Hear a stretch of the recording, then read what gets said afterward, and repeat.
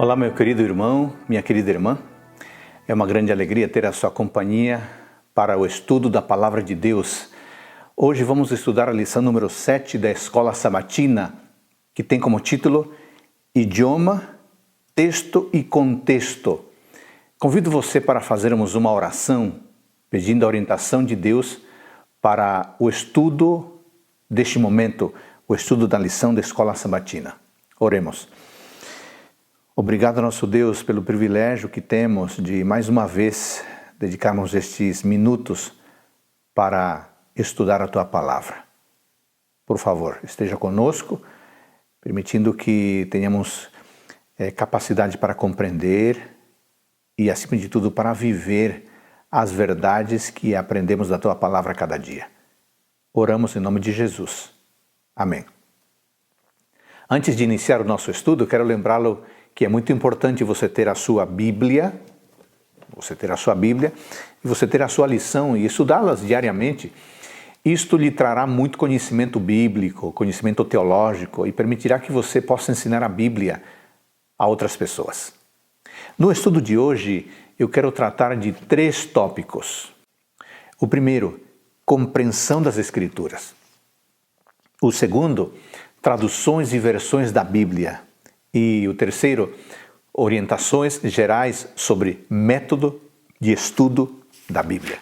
Esses são os nossos 3 tópicos, esse é o nosso roteiro para o estudo de hoje. Então vamos já para o primeiro ponto, primeiro tópico, compreensão das Escrituras. Em 2 Timóteo capítulo 3, versículos 16 e 17, temos orientações claras a respeito da praticidade da Escritura. E eu gostaria de ler esse texto com você. 2 Timóteo 3, 16 e 17. Ok? Vamos procurar? 2 Timóteo 3, 16 e 17. Diz assim, esse texto tão especial. Toda a Escritura é inspirada por Deus. Toda a Escritura é inspirada por Deus. E útil para o ensino, para a repreensão, para a correção, para a educação na justiça, a fim de que o servo de Deus seja perfeito e perfeitamente habilitado para toda boa obra. Ora, irmãos, em virtude do fato de toda a Escritura ser inspirada por Deus, ela é útil, ela é benéfica, ela é proveitosa. Ela é muito prática, é um instrumento ou ferramenta indispensável para todas as pessoas. Timóteo faria bem em usá-la para algumas finalidades que são aqui levantadas. Qual a primeira finalidade? É para o ensino. O que está implícito aqui é a atividade de comunicar conhecimento acerca da revelação de Deus em Cristo, útil para o ensino. Mas, em segundo lugar, é útil para a repreensão. É preciso fazer advertências baseadas na palavra. Os erros em doutrina e em conduta devem ser refutados no espírito de amor. Os perigos devem ser realçados. Os falsos mestres devem ser expostos, e temos diversos textos a respeito disso. Além disso, a palavra é útil para a correção. Se por um lado repreensão enfatiza o aspecto negativo da obra pastoral, a correção enfatiza o lado positivo da obra pastoral. O pecador deve ser não só advertido a abandonar a vereda errada, o caminho errado, mas deve também ser guiado no caminho certo, no caminho correto. Isto também toda a Escritura é capaz de fazer. A palavra, especialmente quando é usada por um consagrado servo de Deus, que é diligente no cumprimento de seus deveres pastorais, essa palavra é restauradora, restaura o caráter do pecador. Mas aqui também é dito que a Bíblia é útil para a preparação na justiça. O mestre, o pastor, o líder deve preparar seu povo. Cada cristão necessita ser disciplinado de modo que prospere na esfera onde a vontade santa de Deus seja considerada normativa. Este é o caráter do treinamento na justiça. O mestre, neste caso estamos falando aqui de Timóteo, embora a palavra se aplique a todas as pessoas, a quem é confiada a palavra, o mestre necessita de toda a escritura, a fim de capacitá-lo a cumprir sua quádrupla tarefa: ensinar, administrar repreensão, corrigir e treinar na justiça. Com que propósito? O propósito é glorioso. Propósito este que, à sua própria maneira e a seu próprio tempo, Deus levará à concretização nos corações de todo o seu povo, a fim de que o homem de Deus seja equipado, plenamente equipado para toda boa obra. Que impressionante a capacidade que a palavra de Deus tem de alcançar, de influenciar os filhos e as filhas de Deus. Para que a quádrupla tarefa da Bíblia seja alcançada, precisamos compreendê-la corretamente. E por isso precisamos abordar a Bíblia da maneira certa. Isso nos leva ao nosso segundo item do nosso estudo de hoje: traduções e versões da Bíblia. Irmãos e amigos, as palavras que lemos na Bíblia hoje, essas palavras que estão em nossa mão hoje, foram traduzidas do hebraico, do aramaico e do grego. Traduzir, irmãos, é um assunto altamente complexo, a ponto das próprias Escrituras darem numerosos exemplos de tradução para esclarecer o significado ao leitor. Vamos ler algum desses textos muito interessantes? Vamos começar com o texto de Neemias, capítulo 8, versículo 8. Neemias, capítulo 8, versículo 8, esse texto esclarecedor diz assim, leram no livro, na lei de Deus, claramente, dando explicações de maneira que entendessem o que se lia. Percebe a preocupação de uma boa explicação e de uma boa compreensão? Um outro texto, Mateus capítulo 1, versículo 23. O que diz a respeito da compreensão da Bíblia? Mateus 1, 23. Eis que a virgem conceberá e dará à luz um filho, e ele será chamado pelo nome de Emanuel, que quer dizer Deus conosco. Olha que interessante, o próprio autor já faz o esclarecimento para que não fique dúvida a respeito do significado do nome Emanuel.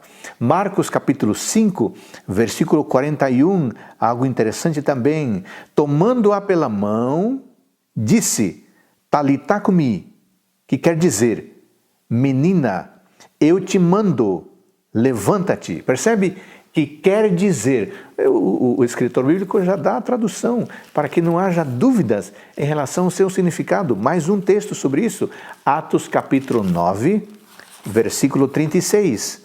Atos 9, 36, diz assim, havia em Jope uma discípula por nome Tabita, nome este que traduzido quer dizer Dorcas.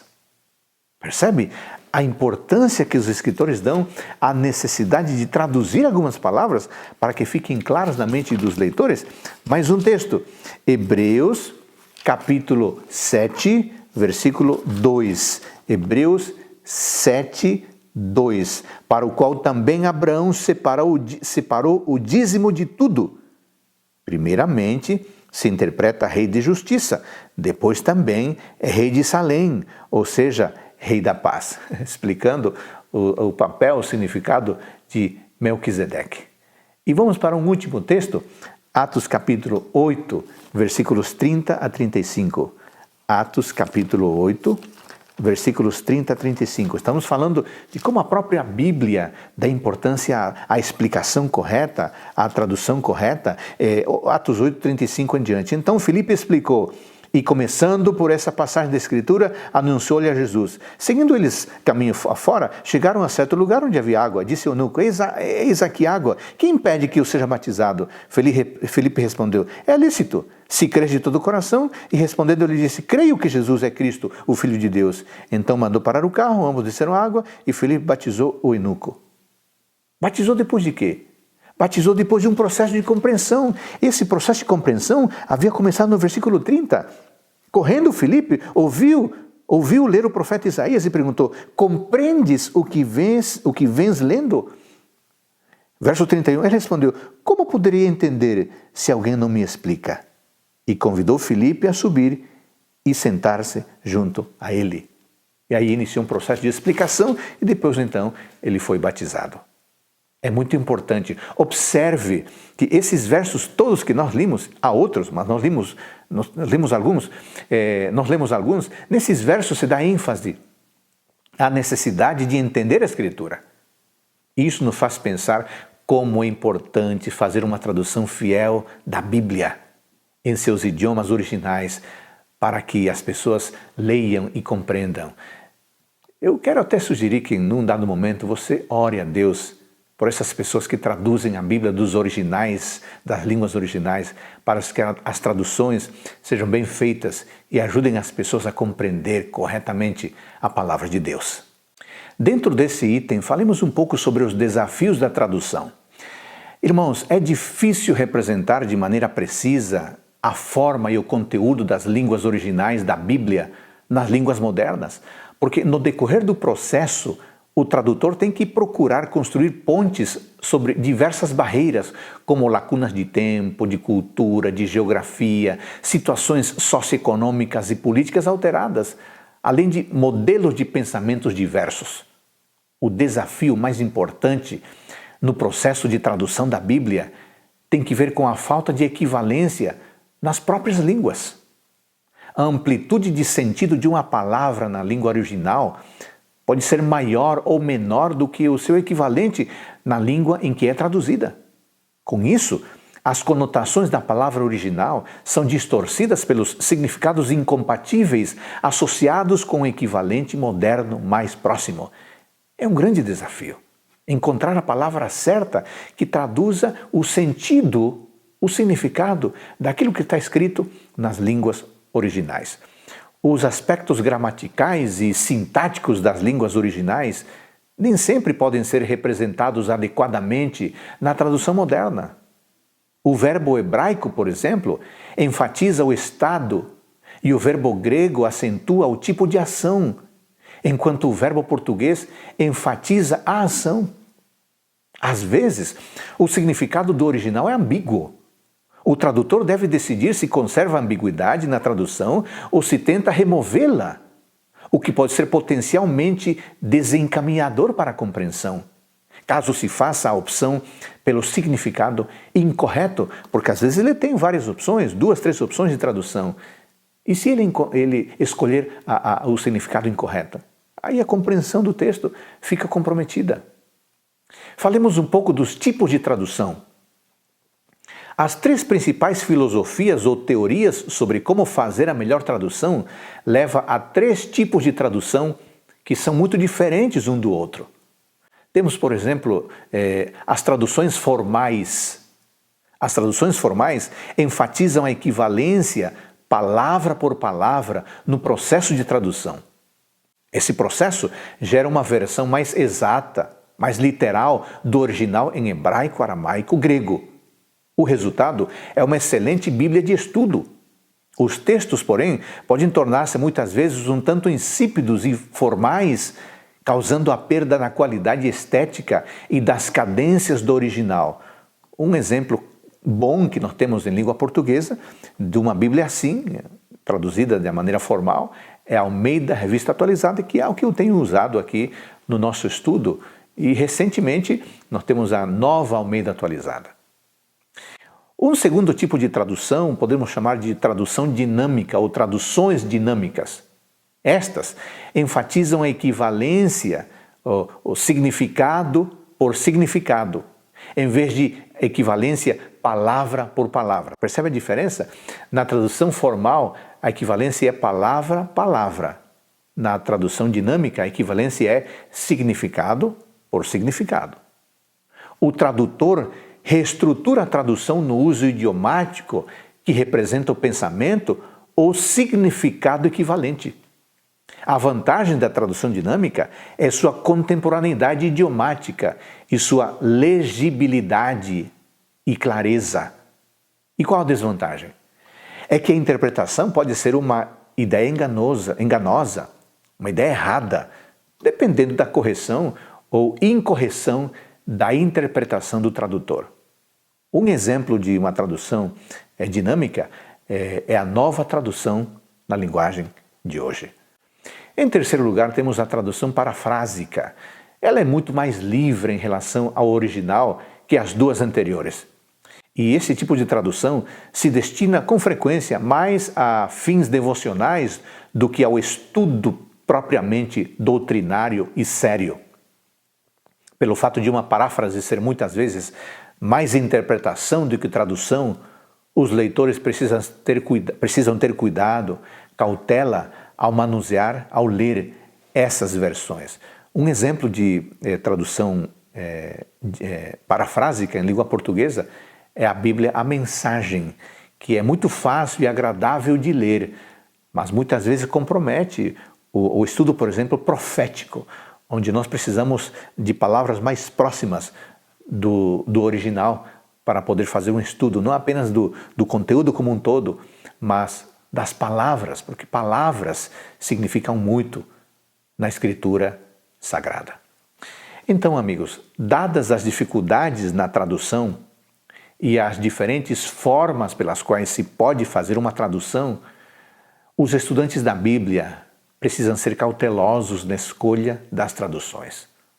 Uma tradução bíblica preparada por uma única denominação pode ser tendenciosa ou até mesmo distorcida para apoiar certas doutrinas. É por isso que a Igreja Adventista não tem uma tradução. Eu estou utilizando aqui uma tradução da Sociedade Bíblica do Brasil. O que nós temos são Bíblias de estudo, mas nós não temos tradução de Bíblia. Isso poderia ser comprometedor e alguns poderiam entender como tendencioso, como que a Igreja Adventista está querendo provar seu corpo doutrinário a partir de uma tradução particular. Existe uma fraqueza semelhante nas Bíblias de um único tradutor. Muitas vezes essas traduções são privadas do equilíbrio e da contribuição de vários pontos de vista. Além disso, amigos, também precisamos ter cautela com relação às Bíblias com sistemas de notas ou comentários interpretativos. Eu tenho aqui a Bíblia de Estudo Andrews, tem notas. Mas você tem as diversas tendências ou escolas teológicas. Se a pessoa que fez as notas de rodapé, as notas de comentários em relação a uma Bíblia de estudo, se essa pessoa, esse teólogo, é de uma escola liberal, os comentários serão liberais. Se ele faz interpretação alegórica, a interpretação que lhe dera a certas passagens será uma interpretação alegórica. É necessário tomar cuidado para escolher adequadamente qual Bíblia de estudo você vai comprar para poder estudar. E, finalmente, as traduções simplificadas para a linguagem atual correm o risco de distorcer temas bíblicos extremamente importantes. Quanto mais interpretativa for uma versão da Bíblia, mais deve ser ela diligentemente comparada com uma versão formal, palavra por palavra, ou, se a pessoa tiver condições, comparar com o original em hebraico, aramaico e grego.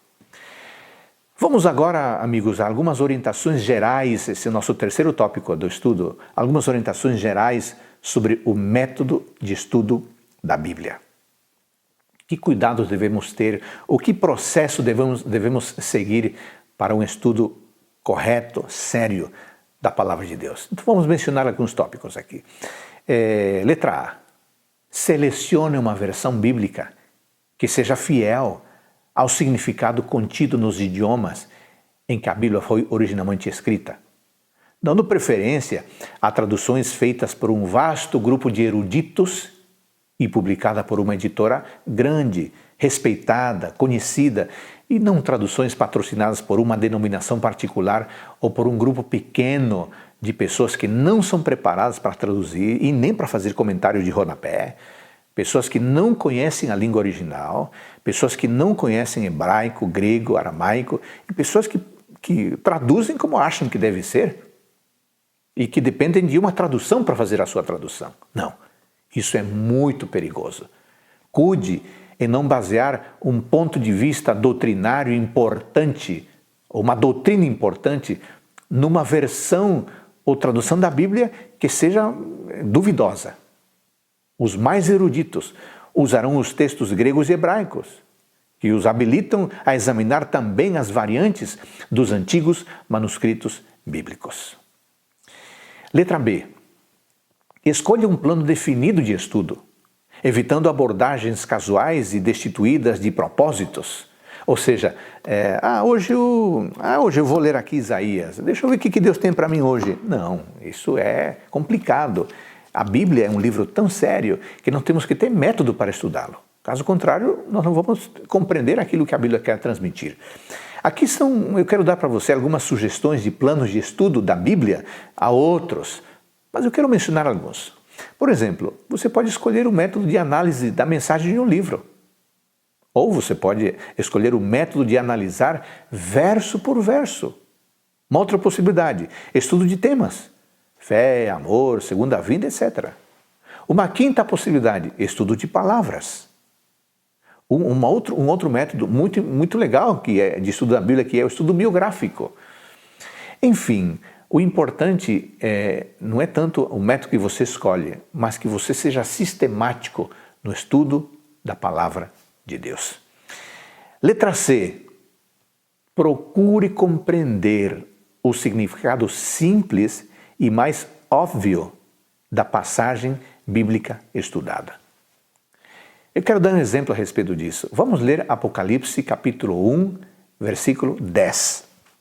Apocalipse capítulo 1, versículo 10.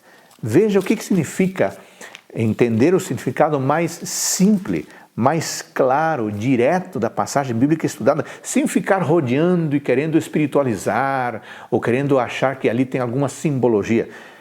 Apocalipse capítulo 1, versículo 10. Ok? Vamos ver aqui o texto. Aliás, Apocalipse capítulo 1, versículo 7, melhor dito. Apocalipse 1, 7. Eis que vem com as nuvens, e todo olho o verá, até quantos o traspassaram. Claríssimo. Aqui está dizendo que a vinda de Cristo será corpórea, será visível a todos, e ele descerá dos céus. É o que a gente abstrai de uma leitura rápida e uma leitura clara do texto. É isso. Ao ler o texto, vá primeiramente essa interpretação literal, clara, evidente do texto bíblico. Isso vai facilitar a compreensão. Ok? Letra D. Busque descobrir os importantes temas fundamentais das Escrituras, como encontrados em textos individuais, em passagens e em livros. Se você ler, por exemplo, de maneira cuidadosa, você vai perceber que há dois temas básicos afins que se apresentam ao longo da Escritura. Pelo menos, há outros, mas eu vou mencionar dois aqui. Primeiro, a pessoa e a obra de Jesus Cristo. Aparece em todo lugar. Ao longo da Bíblia toda aparece a pessoa de Cristo e o que ele faz, o que ele fez, o que ele fará. Um segundo tema que é evidente ao longo da Escritura é a perspectiva do grande conflito envolvendo a autoridade da palavra de Deus, a queda do ser humano, o primeiro e o segundo adventos de Cristo, a exoneração de Deus e sua lei e a restauração do plano divino para o universo. É isso que acontece.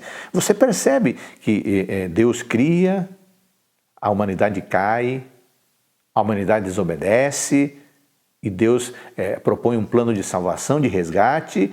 E lá no último capítulo de Apocalipse fica claro que esse resgate funcionará. Tanto a pessoa de Cristo quanto a luta entre o bem e o mal, o grande conflito, são temas assim estruturais ou estruturantes para compreender a palavra de Deus. Ok? Vamos para a letra E. Reconheça que a Bíblia é a sua própria intérprete e que o significado das palavras, textos e passagens são melhor determinados pela comparação diligente da Escritura com a Escritura. que significa isso? A interpretação pode ser encontrada no próprio texto. Num vídeo anterior nós já falamos um pouco sobre isso, mas eu queria citar um exemplo que até lá foi citado já. Mateus capítulo 13, versículos 1 a 9. Em Mateus 13, 1 a 9, é contada a parábola do semeador. Mas o que significa a palavra do semeador? Calma, se você ler os versos 18 em diante, você vai ter o significado, especialmente os versos 18 a 23. Isso nos lembra a importância de comparar verso bíblico com verso bíblico. Ok? Letra F. Estude o contexto da passagem que está estudando, relacionando-o com as sentenças, com parágrafos imediatamente precedentes e os que se seguem. Busque relacionar as ideias das passagens com a linha de pensamento do livro bíblico em sua totalidade. O que significa isso? Eu estou lendo aqui o livro de João, no capítulo 15. Em João, no capítulo 15, fala da videira e dos ramos.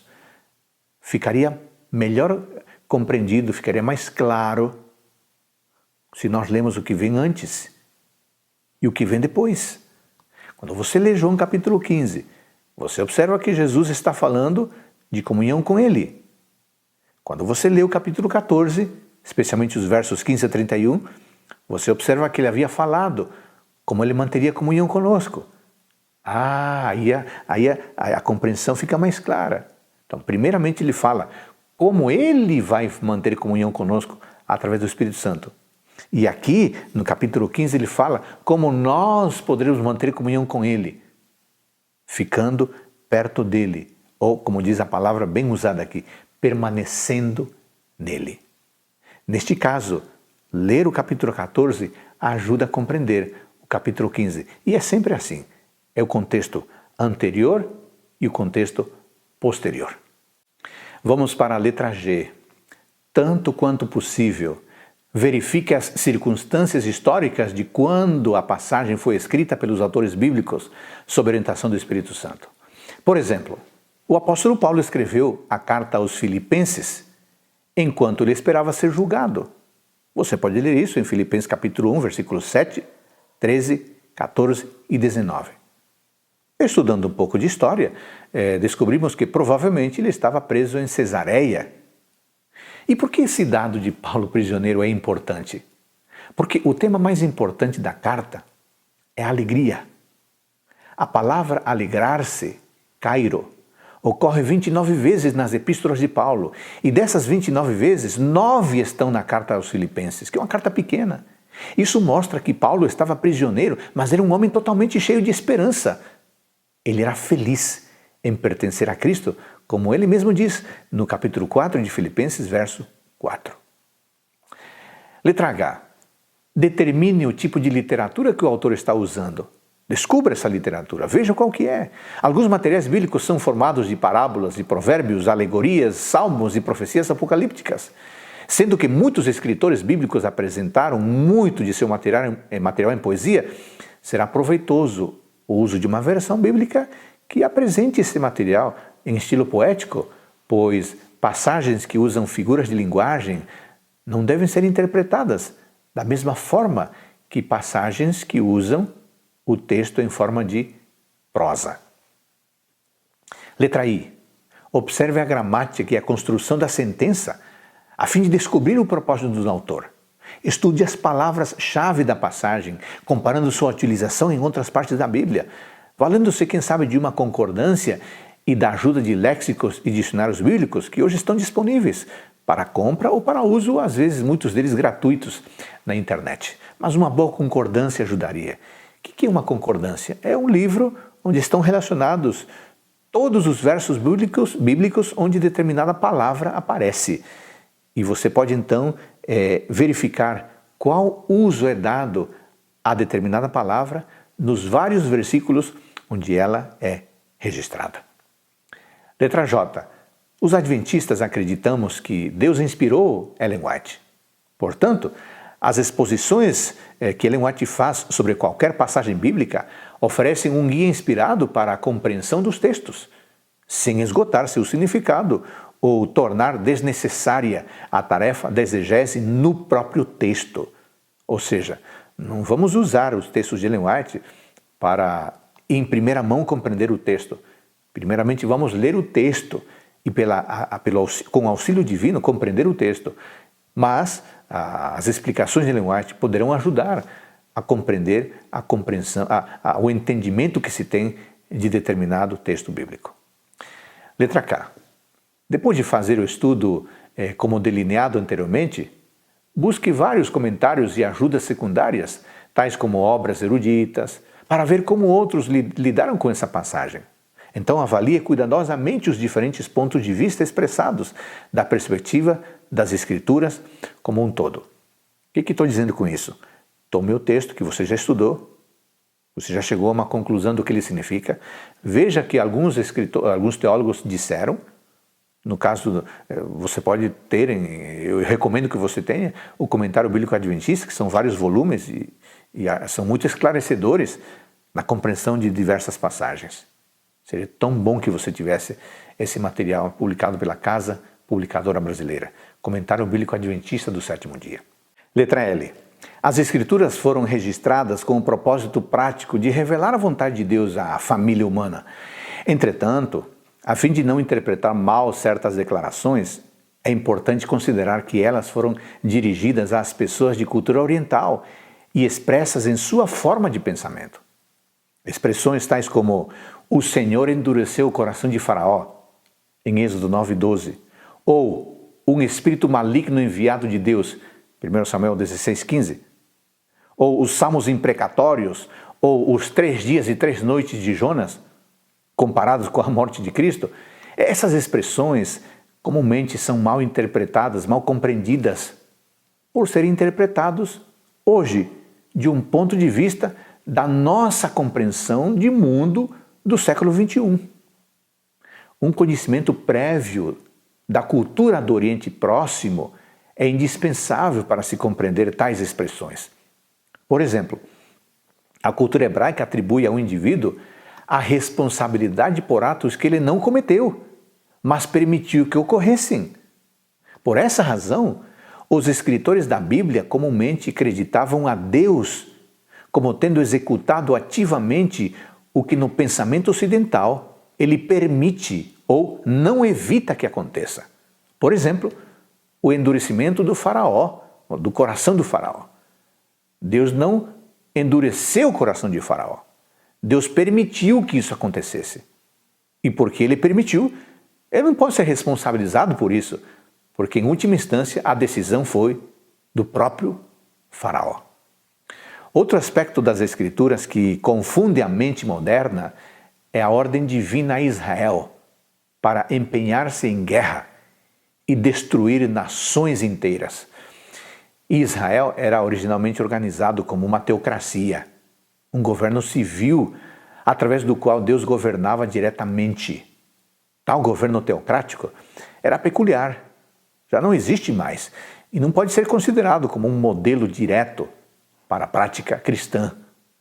Nesse modelo teocrático, Deus dizia o que fazer, porque Ele sabe exatamente o que fazer. E por isso que Ele deu as ordens que Ele deu. E nós podemos desconhecer o total significado, mas Ele sabe por que mandou essas ordens ao seu povo na época da teocracia, ou do regime teocrático. As Escrituras registram experiências e declarações de pessoas que Deus aceitou, mas que não estavam em harmonia com os princípios espirituais da Bíblia como um todo. Por exemplo, em incidentes relacionados com o uso de álcool, ou poligamia, ou divórcio e escravidão. Embora a condenação de tais costumes sociais arraigados não seja explícita, Deus não endossou, não aprovou necessariamente tudo o que Ele permitiu e suportou na vida dos patriarcas e em Israel. Ele não aprovou, Ele apenas permitiu. Ele não endossou, Ele apenas permitiu que a vida seguisse seu curso. Jesus tornou isso muito claro em sua afirmação sobre o divórcio, que está lá em Mateus capítulo 19, versículo 4. Vamos ler? Mateus capítulo 19, versículo 4. Dessa forma entendemos um pouquinho melhor o que eu estou tentando dizer aqui. Mateus 19, 4. Então respondeu: não tendes lido que o Criador desde o princípio os fez homem e mulher? E que disse, por esta causa deixará o homem pai e mãe e se unirá à sua mulher, tornando-se os dois uma só carne? Agora veja o que diz o versículo 6, de modo que já não são mais dois, porém uma só carne, portanto que Deus ajuntou, não separe o homem. Replicaram-lhe, por que mandou então Moisés dar carta de divórcio e repudiar? Escute a resposta de Cristo. Respondeu-lhe Jesus, por causa da dureza do vosso coração, é que Moisés vos permitiu repudiar a vossa mulher. Entretanto, não foi assim desde o princípio. Percebe? Deus permitiu, mas não endossou essa prática. Então ele não pode ser culpado. A decisão final foi dos envolvidos, foi das próprias pessoas. Amigos e amigas, a Bíblia é totalmente confiável. E como podemos ter certeza disso? Além da Bíblia se autolegitimar, isto é, seus autores reivindicam serem inspirados por Deus. Além disso, a evidência dos manuscritos associada às evidências da arqueologia e da profecia confirmam a confiabilidade da Escritura. Os manuscritos do Mar Morto e outros achados documentais demonstram a fidelidade textual da Bíblia. E muitas descobertas arqueológicas reforçam a confiabilidade histórica das Escrituras.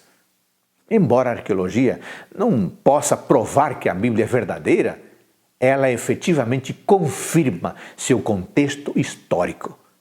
O que a arqueologia bíblica nos oferece é a ampliação do ambiente dentro do qual podemos enxergar a Bíblia e o seu mundo. A tela, então, fica maior e o contexto fica mais amplo.